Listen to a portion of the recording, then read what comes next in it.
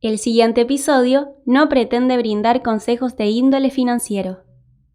Si viste nuestro episodio 10, en donde mencionamos las diferencias entre un mecanismo de consenso, Proof of Stake, y un mecanismo de consenso, Proof of Work, sabrás que el uso de equipos computacionales para minar Ethereum no es más viable. Si querés saber cuál es la nueva alternativa para dejar tu dinero parado sin dejar tu dinero parado, quédate en este episodio. Hace ya un tiempo, Ethereum dejó de utilizar el protocolo de consenso de prueba de trabajo, ya que migró a una prueba de participación. La prueba de participación o el Proof of Stake lo que es un algoritmo que permite llegar a un consenso en una red distribuida para generar nuevos bloques y validar transacciones, como así también asegurar la red de cierta forma gracias a la posesión de cierta moneda, que en este caso sería el Ether. Como mencionamos en la introducción de este video, para minar Ethereum ya no sirven más los equipos computacionales que actuaban mediante fuerza bruta. Ahora lo que se hace es depositar o estaquear tus Ethers. Mediante un protocolo de consenso Proof of Stake, lo que se hace es estaquear tus Ethers. Esto te va a permitir asegurar la red y participar activamente en la misma, agregando un mayor grado de descentralización y generar tus ganancias personales. Como primer punto, aportamos seguridad a la red de Ethereum al participar activamente, bloqueando de alguna u otra forma nuestros Ethers, lo que antes se hacía aportando energía y poder computacional con equipos computacionales aptos, ya que mientras más Ethers bloqueados hay, la persona que quiera atacar a la red, más Ethers va a necesitar para poder hacerse con más del 50% del poder. A fin de cuentas, si estaqueas tus Ethers, es decir, si los bloqueas para actuar como validador y generar rendimientos en base a ese capital aportado, validando nuevas transacciones, aportándole seguridad a la red y a fin de cuentas haciendo la red más fuerte y más resiliente ante posibles ataques, lo que haces es, como mencionamos en esta relación, generar ganancias mientras que aportas seguridad a una red descentralizada. Alternativas para hacer staking y actuar como validador, aportando seguridad a la red y generando ganancias en el token Ether, hay bastantes, podríamos decir. Sin embargo, este episodio lo vamos a dedicar para explicar las tres principales formas más conocidas para realizar esta acción. Explicaremos desde cómo montar un nodo validador hasta, por ejemplo, cómo llevar adelante otro tipo de estrategias que no requieren de un capital mínimo. Hey, antes de seguir, si nos estás escuchando en Spotify, no te olvides de seguirnos y calificarnos. Y si nos estás viendo desde YouTube, no te olvides de suscribirte, darle like y seguirnos en nuestras redes sociales. La estrategia que más experiencia te va a dar al interactuar con todas estas tecnologías nuevas y novedosas es la que mayormente se utiliza. Sin embargo, para la misma necesitamos un capital bastante interesante. De la estrategia que estoy hablando es del home staking. Esta estrategia básicamente consiste en correr un nodo validador de Ethereum por nuestra propia cuenta. Esta es la mejor opción si lo que buscamos principalmente, más allá de todo beneficio propio, es asegurar la red, ya que mientras más nodos estén corriendo alrededor del mundo, con mayor descentralización gozamos los usuarios. En resumidas cuentas, cuando hablamos de correr un nodo, hablamos de correr un software, el software de Ethereum, en un hardware, que puede ser una computadora, mayormente lo es, que se encuentre en línea.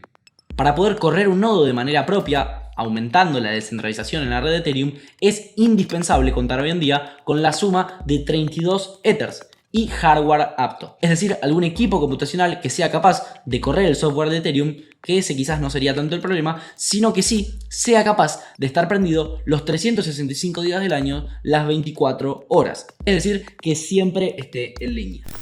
El software que mencionamos anteriormente, que se descarga en este tipo de equipos computacionales, se encarga de mantener una copia fehaciente de la blockchain, verificar la validez de cada bloque, mantener actualizado el libro mayor y, por ejemplo, también ayudar a otros nodos a mantener sus copias actualizadas y al día. Para comprender todo esto e ir a un lado un poco más técnico, debemos mencionar que existen dos tipos de software.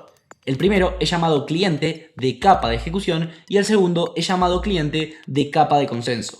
Ambos softwares trabajan en conjunto para poder lograr todo lo anteriormente mencionado y un par de cosas más. Por lo tanto, para poder correr un nodo de Ethereum de forma propia y con hardware propio, no solo es necesario poder contar con un equipo computacional el cual pueda estar encendido y conectado a internet los 365 días del año y las 24 horas, sino que además es necesario descargar estos dos softwares y hacer que trabajen en conjunto con ciertos tipos de firmas, monitoreándolo constantemente. Si estás del otro lado de la pantalla y te interesa, por ejemplo, este tipo de alternativa en donde experimentamos lo que es la descentralización y el interactuar con arquitecturas descentralizadas como lo puede ser Ethereum en su máxima expresión, te comentamos que hay un montón de formas y un montón de herramientas que te ayudan a configurar este tipo de nodos y hacer que corran de manera correcta. La segunda forma que tenemos de hacer staking es el famoso staking como servicio, o más conocido como staking as service. Esta forma de hacer staking es bastante similar a la que mencionamos anteriormente. Sin embargo, podríamos decir que esta no es la máxima expresión de la descentralización y de poder entender cómo funciona una red descentralizada, cómo se llega a un consenso y poder palpar esa experiencia propia, ya que en este tipo de alternativa lo que hacemos es, si bien debemos aportar estos 32 Ethers como capital inicial para poder comenzar a actuar como validadores en la red de Ethereum, delegar el hardware a un tercero. De esta forma es posible, si bien aportamos 32 Ethers, desvincularse de la responsabilidad que conlleva el tener un equipo computacional conectado 24/7 a Internet, el mantenerlo y asegurarse que el mismo funcione correctamente, recibiendo aún así ganancias propias de la generación de los nuevos bloques que generan, valga la redundancia, los 32 Ethers que aportamos en un principio. De esta forma, el proveedor es quien se encarga de la operatoria del nodo. Es en este caso en donde, si bien tenemos que aportar esos 32 Ethers, nos deshacemos de todo tipo de responsabilidad, podríamos decir, del tema del hardware. Ahora, todo esto parece un poco raro. ¿Cómo voy a aportar yo el capital y no voy a poder contar con otra parte que es igual de importante casi, que es el hardware o los equipos computacionales? Bien, en este tipo de esquemas lo que se hace es la generación de dos tipos de llaves. Las llaves de firmas, que son aquellas que permiten emitir votos para llegar a un consenso, y las llaves de retiro, que son las que permiten retirar, transferir o gastar los fondos. La posesión de las llaves varía en cada caso. Sin embargo, podríamos decir que en rasgos generales, en este tipo de estrategias, las llaves de firmas son las únicas con las cuales se queda nuestro proveedor, es decir, el tercero con quien delegamos el tema del hardware. Sin embargo, nosotros nos quedamos con las llaves que son importantes, es decir, las llaves de firmas, las cuales permiten retirar, transferir o gastar los fondos depositados en un principio junto con sus rendimientos. Esta opción parece bastante interesante, ya que con esta cuestión de llaves nos ahorramos o nos aseguramos el que no pueden usar nuestros fondos a pesar que estamos delegando el tema de hardware en un tercero. Sin embargo, en este tipo de estrategias pasamos a depender, en gran parte podríamos decir, de las decisiones de un tercero, ya que por ejemplo, si nuestro proveedor se desconecta por sus razones propias de la red durante un tiempo, esto por parte de los distintos validadores de la red será visto como un acto a castigar, un acto a penalizar. Es en este entonces en donde mi capital inicial podría haberse bloqueado por culpa de lo que hizo un tercero, mi proveedor en este caso habiendo decidido desconectarse de la red. Porque sí, algo que nos faltó mencionar es que en un Proof of Stake, en caso de actuar de manera indebida, se generan ciertas penalizaciones. Las penalizaciones más conocidas son el slashing, mediante la cual se recorta o se toma una parte de tu capital inicial, es decir, de esos 32 Ethers como mínimo, al haber actuado de forma indebida. Si yo como validador actúo de una forma la cual la red no considera que es apropiada, por ejemplo desconectándome de la red de manera repentina, la red podría castigarme con un slashing, es decir, quitándome parte de mi capital aportado principalmente. Otra penalización que se puede dar es la pérdida de recompensas o la pérdida de ganancias. A partir de mi acción indebida, en lugar de recibir las ganancias o recompensas esperadas por aportar descentralización a la red y ayudar a llegar a un consenso y a validar los nuevos bloques, la red puede decidir reducir mis ganancias o incluso sacármelas por completo por un tiempo determinado. También puede haber exclusiones temporales o permanentes. Ejemplos de acciones maliciosas hay bastantes. Una de ellas, por ejemplo, es el validar transacciones un tanto conflictivas. Otro ejemplo puede ser la inactividad, esto que mencionábamos anteriormente, el desconectarse de la red o no participar de forma repentina. También se podría agregar, entre muchas otras, el intento de comportamiento malicioso, intentando validar transacciones que no se deberían validar, intentando falsificar algún que otro dato y muchos otros ejemplos hay que se pueden englobar en este concepto de acciones maliciosas.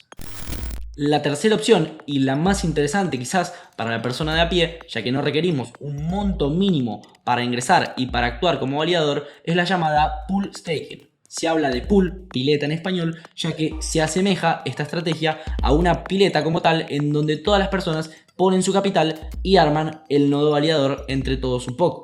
Esta estrategia se trata de los típicos protocolos que ofrecen que depositemos nuestros Ethers a cambio de una rentabilidad. Protocolos como Lido Finance, Rocket Pool y muchos otros. Algo importante aclarar en un Proof of Stake es que la probabilidad de validar o producir un nuevo bloque es proporcionalmente directa a la cantidad de moneda que depositamos en un principio.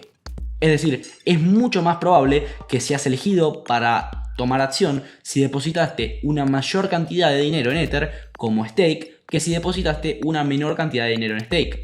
También todo esto se ve explicado en las ganancias. Obviamente no va a ganar lo mismo una persona que elige la estrategia de pool stake, en donde quizás deposita $1000, que una persona que elige la estrategia de home staking, en donde no solo hay que contar con un equipo computacional apto, sino que también con un mínimo de depósito de 32 Ethers, que son bastante más que $1000.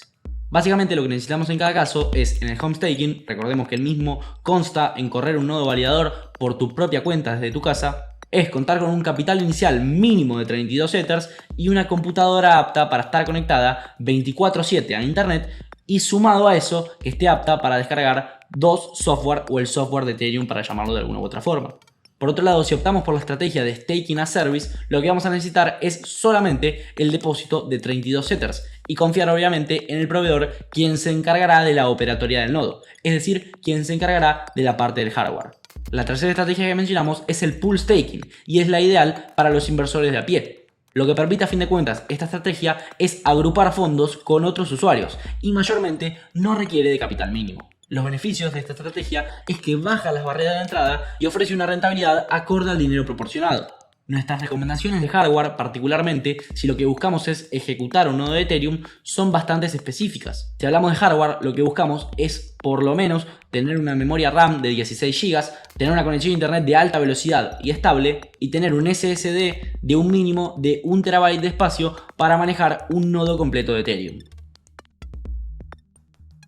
Si lo miramos con una perspectiva mucho más antigua, ya que la Beacon Chain, una de las cadenas que tenemos que descargar hoy en día para correr un nodo de Ethereum, es bastante más ligera de lo que era la Mainnet, la Ethereum 1.0 como se conoció en cierto momento. Les agradecemos por haber escuchado este episodio hasta el final y les recordamos que la descentralización es inminente.